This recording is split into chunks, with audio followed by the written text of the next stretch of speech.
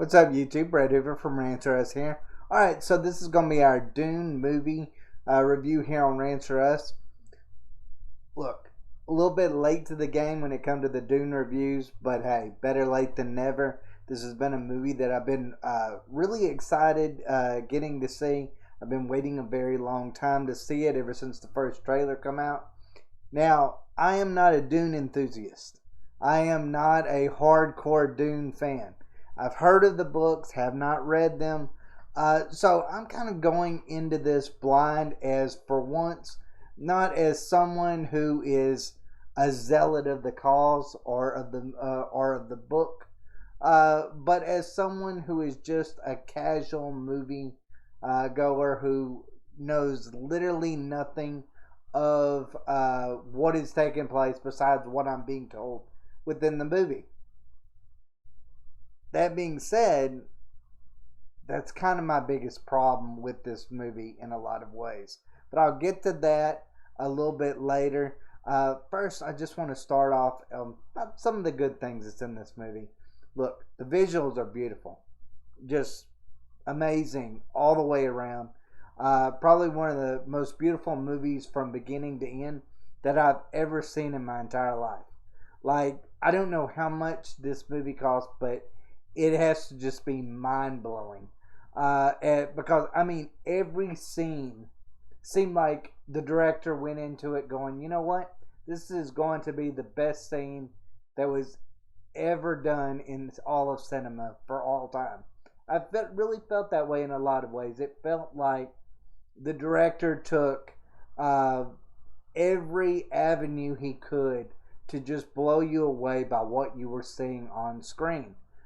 So I mean, that right there, the stunning visuals by itself I feel like an A+ is not even telling you the full picture of just how beautiful it actually is. I mean, by far the most beautiful movie I've seen from beginning to end. Every scene is just amazing looking. That being said, another thing that I felt like was pretty good, was the music that goes along with it, the sounds, the feel of it. It all seems to kind of float together, simultaneously, but also you can't have one without the other. This is kind of a movie that's really in sync with what it is wanting to convey and how it conveys it. Because if one thing is off, if the sound is off and the visuals are beautiful, I don't think this movie would work. I really don't. I think you needed both in this regard to work. And luckily enough, hey, you know what? It actually it worked in tandem. I have no complaints whatsoever. I don't think you'll find anybody that has any complaints when it comes to how visually and sound-wise this movie presented itself. I mean, it's by far A+, A+, A+. Now, as far as some of the actors and the actresses that played in this role, you know what? They all did a fantastic job. Even the minor characters, I thought, were really good in this. There's few characters that I actually have a huge problem with, and it's not because of their acting that I had a problem with it, but by how little we were shown of them is really some of my main complaints when it comes to the actors and actresses that are on screen. Look, we get some really amazing leads when it comes to Timothée Chalamet, when it comes to Oscar Isaac. Oscar Isaac, I thought, made this movie. Now, you're going to hear a lot about Timothée Chalamet really kind of taking over in a lot of ways, but I kind of feel like, or you'll even say Rebecca Ferguson in a lot of ways, Lady Jessica, because, look, this movie is meant to have Timothée Chalamet and Lady Jessica, Timothée Chalamet as Paul Atreides, and Rebecca Ferguson as Lady Jessica. They're meant to be the main protagonists of at least this movie. Um, and I feel like they did a really good job with it. But I would say Oscar Isaac, is the one as Leto Atreides that just won me over. Like, what a brilliant performance he did. I know a lot of people are going to point to Jason Momoa and, some of the things that he did as well. But I really think for me, the star was Oscar Isaac. I thought he was brilliant. This is, as a Star Wars fan, this is the Poe Dameron that I expected to see, that we could have seen when it comes to Star Wars, that we never got. And you know what? After seeing this M and Dune, it really is tragic, because he is an amazing, amazing actor all the way around. So I'm very, very disappointed in that regard. Now, as far as disappointed that we didn't get to see that in Star Wars, but happy we got to see it in Dune. Now, as far as villains are concerned, when it comes to this movie, Stellan Skarsgård is just amazing, ruthless, Probably one of the best villains that you will see on screen. Again, some of my complaints is we don't get to see it enough. Some characters enough. I felt like Stellan Skarsgård was one of those that we really needed to have him more in there. Talking about House Harkonnen and all of them, really explaining the story a little bit better in that regard, showing really his ruthlessness all the way around. Felt like we didn't get enough of that. I think that would have helped this movie tremendously if we would have got to have seen more of him, because really, for an actor that really in this doesn't get very many parts, and doesn't really even speak a whole lot throughout this movie, he really comes off as just sinister, scary, otherworldly in a lot of ways. Not just his visual look, the way he presented himself, but the acting that he just put on to the visuals of Vladimir Harkonnen was just perfect all the way around. Definitely a main villain that I will remember, and that's saying something, because it seemed like in some of these, even these really profound movie franchises that you see out there, they usually are now come out with really lacking villain. I mean, look even at the Marvel movies. When was the last time we actually, besides Thanos, got to see a really powerful villain? Not very often you get to see that. So, I kind of felt like Stellan Skarsgård in this movie really presented the villain that Dune needed. So, you know what? I'm thankful for that regard. Oh, geez, what else is there? Let me think. Overall, I mean, the action sequences were good. You know what? I would say probably some of the best action sequences, excuse me, had to do with Jason Momoa. He was fabulous in that regard. When it comes to it, I kind of felt like he was a little bit out of place when it comes to this movie.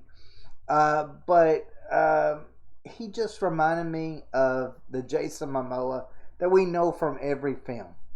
I would have maybe liked to have seen a little bit more depth in this character. We didn't get to see that, but we did get some amazing action sequences from him, which in a lot of ways I would say they were the best action sequences we got out of the entire movie. Overall, I will say this. If you are a fan of Dune, you're watching this movie and going, you know what? uh, this is the Dune that fans deserved. This is the movie that fans wanted. Um, and I think that they were very successful in that regard. It is a movie that definitely, if you're a fan of the Dune franchise, um, you will you'll remember this and you will be proud of the work that was shown on screen. Did not disappoint in that regard. Now, as a normie, which I don't get to call myself that very often. Seems like I'm a huge fan of all these major franchises. So, Dune is actually one instance where I can say I'm a normie. I went into this movie not knowing very much about it. I've heard about Dune. I know very basic things about it. But I went in this really cold turkey in a lot of ways. Which I don't know if it was a mistake or but it's definitely something that I would not recommend. Don't go see this movie if you don't know anything about it. If you don't know anything um, about the story, the characters, the worlds, you're not getting a prologue that will explain things to you. Which, to be honest with you, was really something that we truly, truly needed. Because a fan-friendly prologue that leads us into the situation, briefly gives us a glimpse into the universe that we're being placed into, and not just having to go in there and be like, okay, what is going on screen? How is this happening? You know, it's like you hear about the Emperor, but you never see him. You don't know the politics behind everything. A lot of things just doesn't make sense in a lot of ways. And I'll tell you one instance where it's completely flabbergasted me. I didn't understand it even after I finished the movie. And that's, House Harkonnen. They go in there, they get taken off of Arrakis, and House Atreides takes over. So House Harkonnens decide to basically tear up stuff, make it where that House Atreides doesn't aren't successful initially at fulfilling their part of the bargain with Spice. But then they come right back and then they're like, well, we're just going to take it back over. Well, you had already created damage to the whole Spice, getting the Spice and then trading the Spice. So why did you tear up all the stuff if that was your intent to come back and sabotage House Atreides to begin with? That part didn't really make any sense. And they kept saying, oh, the Emperor set us up. The Emperor set us up. And look, I don't know. I don't know anything about Dune. I'm just going in this as cold turkey, as a fan of what I saw on screen, but not necessarily a fan of, the novels and so forth along those lines. So that was kind of a question that I left, or that I had throughout, especially at the very end, something that really wasn't explained, which I felt like really needed to be. I really, truly felt like we needed to see some politicking when it come to this, instead of just being like, okay, that's House Atreides, that's House Harkonnen, and then there's an Emperor somewhere that we never get to see, that apparently is very powerful, but he don't ever show it in a lot of ways. So I felt like we could have had like just a brief thing of just describing it, what is taking place. I would even have loved, kind of like one of those Star Wars, things where it shows the writing right before the movie starts. That would have worked. Something like that would have helped, instead of just throwing us in there and hoping to God that we figure this out along the way. I didn't particularly like that part in the movie. Now, as far as some of the characters that I felt like um, we could have used more of, I felt like Dave Bautista was wasted in this movie. I really did. Um, he really could have been the villain leading up to the main villain that we could have been like, okay, Stellan Skarsgård could have, be sprinkled in here, but we could have had Batista as the main villain of this movie. I think that would have worked out perfectly if we'd have got to see more of him. We got to see him at the very beginning, and then after that, he just seems like a useless minion in a lot of different ways.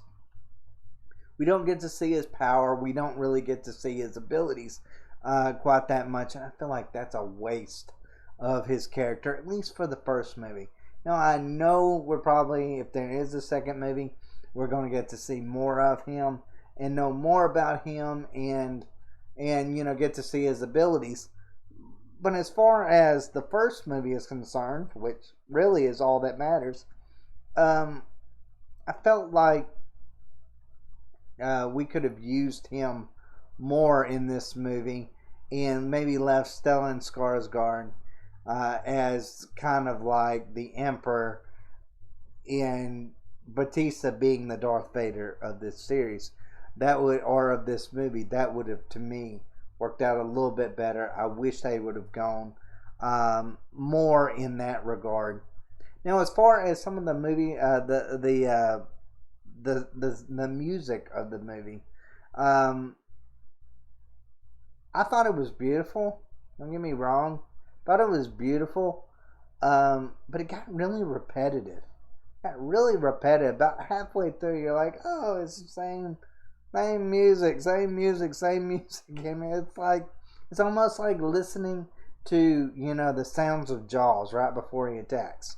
Like he's going to attack simply because of the music that's playing around you. I didn't really enjoy that part. It really got old to me after a while. It's beautiful, beautiful, but it got old about halfway through the movie.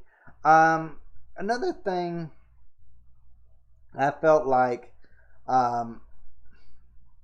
maybe because it's older novels, based on older novels, we got to see the typical good versus evil,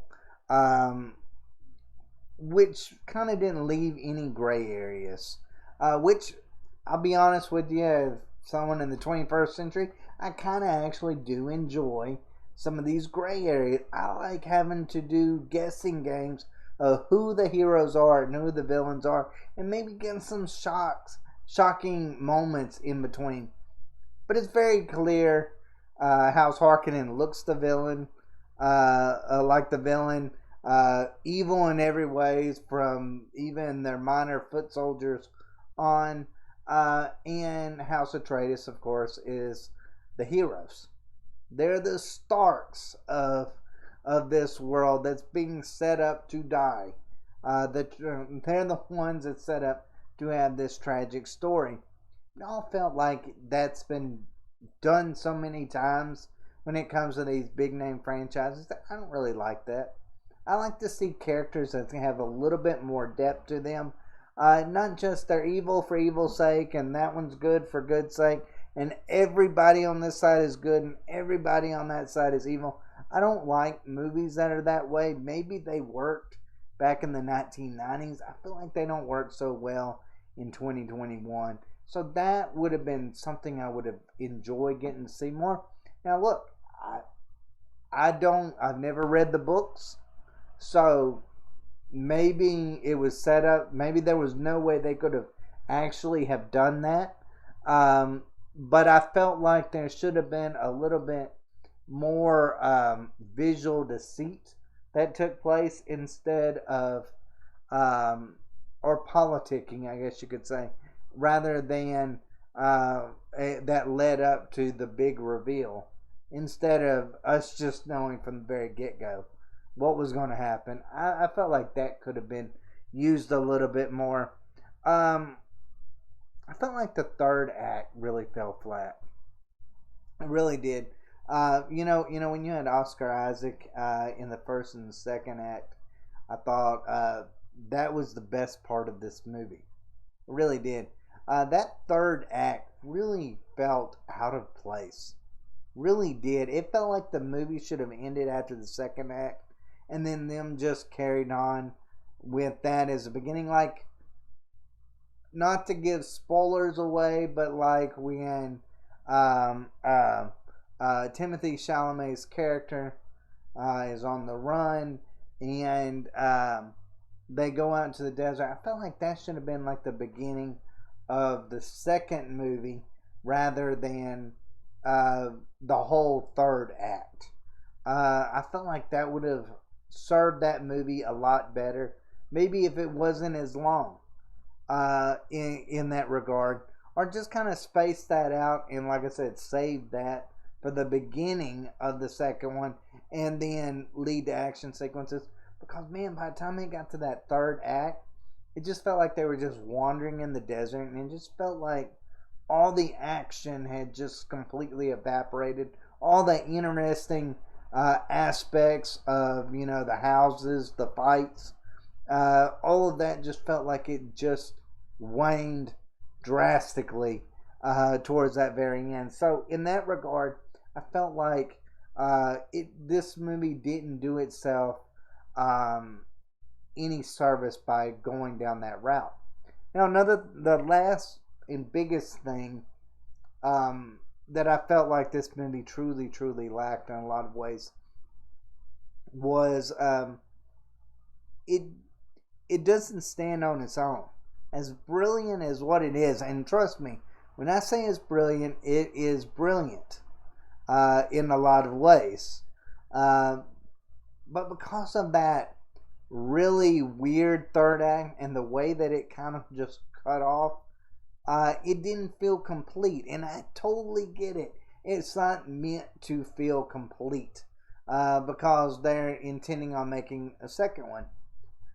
But that being said, does anyone really like movies that are that way? Like, where you're going, and then you get to that like third act, and it just drops off, and you feels like it's completely and totally incomplete, and then you gotta wait to see if there is going to be a second movie and see, how that second movie is going to resurrect it in a lot of ways.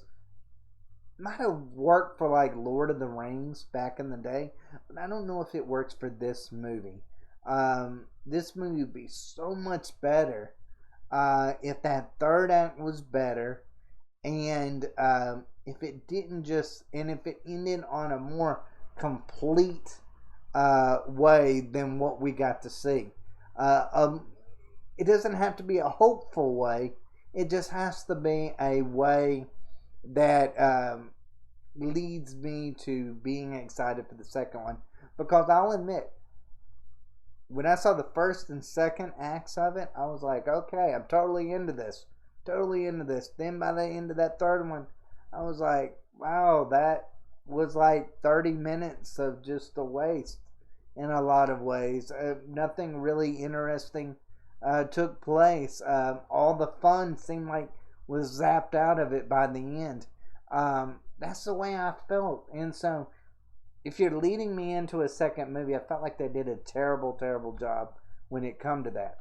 But all of that being said, this is an amazing movie. It is the movie that fans of Dune deserve and want. So if you are a fan of Dune, you're going to be completely and totally satisfied probably with what you saw on screen. Even though you only get to see like a third of the book take place, which I don't know how they're going to, complete it with the second one. Or I think that's their goal in doing. But I feel like as a fan, you should be truly excited. But as someone who is unknown to the franchise, like me, I felt like this movie could have really used something leading into it. Something just giving us a brief description of the world around us, what had taken place, what the universe was like.